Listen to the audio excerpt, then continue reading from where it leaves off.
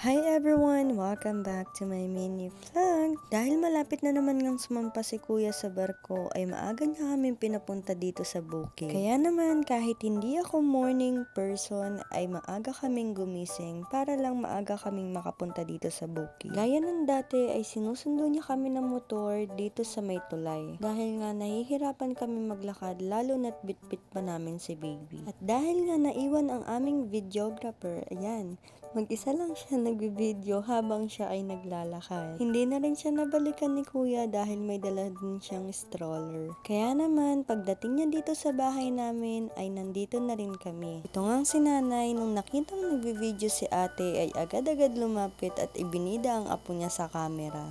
Videohan daw sila dahil ang pogi-pogi daw ng apo niyang botchog.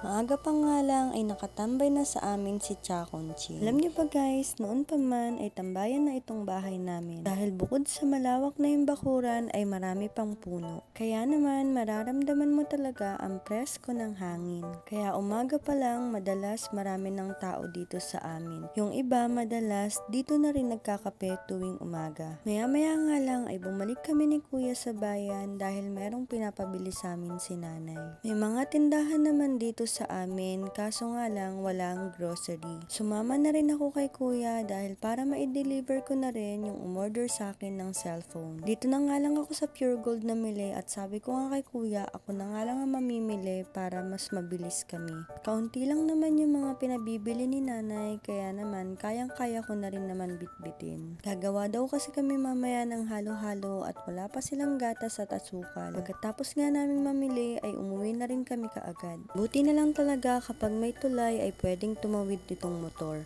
Kasi kung hindi, ang layo na naman ang lalakarin namin. Pagdating nga namin dito sa bahay ay naabutan na namin tong pamangkin ko na naghihiwa na ng mga ingredients. Maya-maya nga lang ay nag-prepare na rin ako para sa mga lulutuin ko. Inuna ko na nga lutuin itong alamang or bagoong kung tawagin ng iba. Ewan ko, basta alamang yung nakagisnan kong tawag sa kanya. Inuna ko na nga ilagay itong sibuyas bawang, then itong 2,500 na ceiling green at 3,101 na kamatis. Charis. Binilang. Nung medyo naluluto na ang mga sahog ay inilagay ko na tong alamang. Usually, hinugasan talaga namin yung alamang lalo na kapag maalat. Pero dahil hindi naman maalat yung alamang na nabili nila, kaya diniretso ko na kaagad sa kawali. Nilagyan ko na lang din ng kaunting magic sarap at nilagyan ko na rin ng asukal. At hinayaan ko na lang na medyo matuyo pa siya. Habang ito naman si nanay sa likod ng bahay ay nagluluto siya ng sinigang na baboy at sinaing. Di ko nga alam kung ano yung tangkay na nakalagay dun sa sinaing. Di ko na rin natanong kay nanay kung ano ba yun. Maya-maya nga lang ay binalikan ko na itong alamang ko. Nung nakikita ko na medyo tuyo-tuyo na siya ay nilagyan ko na siya ng suka. Hinayaan ko munang maluto ang suka bago ko siya hinalo.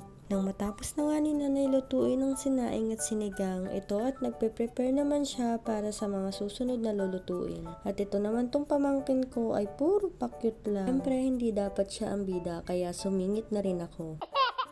Pagkasalang nga ng talyase or tulyase, hindi ko alam kung anong tamang tawag dito, ay pinainit ko na rin ng mantika. Ako na nga lang din ang nagprito nitong talong. Maya-maya ay pumunta dito si nanay dahil tutulong na rin daw siya sa paglalagay. Bang ito namang si ate at si ate Odeng ay nagkakayod ng melon. At maya-maya nga lang ay inayos na namin ang hapagkainan. Dahil late na rin para mag-lunch, pinangunahan na ni kuya ang pag-aayos ng hapagkainan. Ito rin talaga ang isa sa pinakamasarap dito sa bukid, ang mag-boodle fight. Syempre, bukod doon, samahan mo pa ng mga sariwang pagkain. Maya-maya nga lang ay dumating na isa-isa ang mga kapitbahay namin at mga kaibigan namin para magsalo-salo na rin kaming kumain. Nang mga time nga na yan ay hindi pa rin ako tapos magpirito ng isda, kaya naman sabi ko sa kanila ay mauna na rin silang kumain. Halos magkakakilala lang din naman kami dito sa lugar namin, kaya naman hindi kami naiilang sa isa't isa sa tuwing nagkakaroon ng ganitong handaan. Ay tignan nyo naman, talaga naman kapag pagkain, wala na talagang pansinan. Napakasarap lang din pagmasdan kapag ganito ay para rin kayong mga batang minsan nag-aagawan sa pagkain. Nung mga bata nga kami ay hilig ko rin talaga magluto-lutuan. Madalas ay kumakain din kami sa dahon. Dahil nga huli na rin ako kumain, kaya naman naiwan na rin kami dito. Dahil nga tapos na ang mga kasama namin. Ganito naman talaga kalimitan sa handaan. tsikahan. Kung sino ang nagluluto, siya ang huling kakain. Akala ko nga ako na ang pinakahuling matatapos na kumain. Pero maya-maya lang, itong si Ate Irene ay humahangos na para bang akala mo batang naubusan ng pagkain. Kaya naman, inipon namin ang lahat ng natira at nilagay namin sa harapan niya. Ang sabi namin ay kailangan niyang maubos yan at hindi siya pwedeng umalis dyan hanggat hindi niya nauubos lahat ng yan. Di naman huhalata na isa siyang certified na marites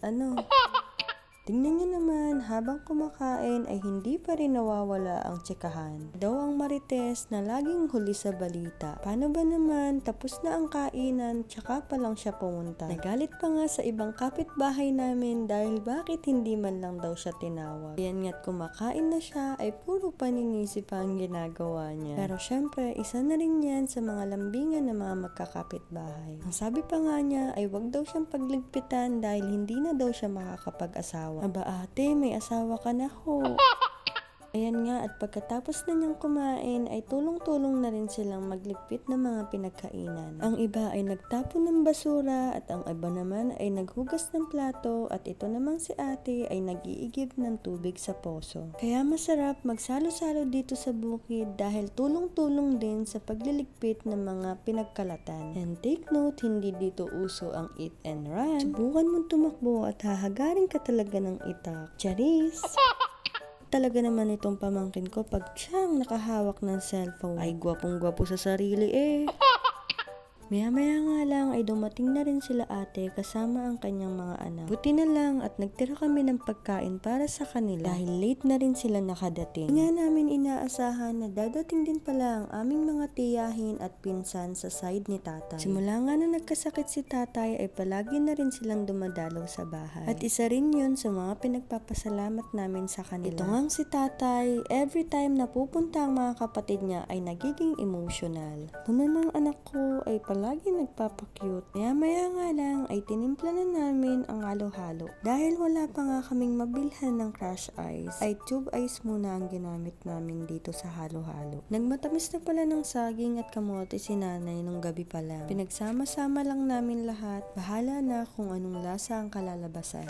Ito na naman ang isa kong pamangkin. Nagpapakyut na naman sa camera. Nikman ko na nga rin ang ginawa naming halo-halo ni nanay. Dito ko na nga lang din nilagay sa pinagbalatan ng para hindi na rin dagdag hugasin. In fairness, masarap siya ha. After ko nga matikman, ay isa-isa na namin silang pinagbibigyan. Alam nyo ba guys, dati, every time na makakatikim kami ng ganito, feeling ko ay nakakaluwag-luwag kami sa buhay. Dahil dati, kahit asukal ay hirap na hirap kaming bilhin. Hindi ko pa rin naman masasabi na mayaman na kami o kahit middle class. Pero nakakatuwa lang talagang isipin na hindi na katulad dati ang buhay namin ngayon. Minsan, nauubusan din, nawawalan, pero hindi katulad dati na talagang walang pagkukunan o hindi alam kung saan kami kukuha ng ipambibili namin. O siya, hanggang dito na lang. See you on my next mini vlog. Bye!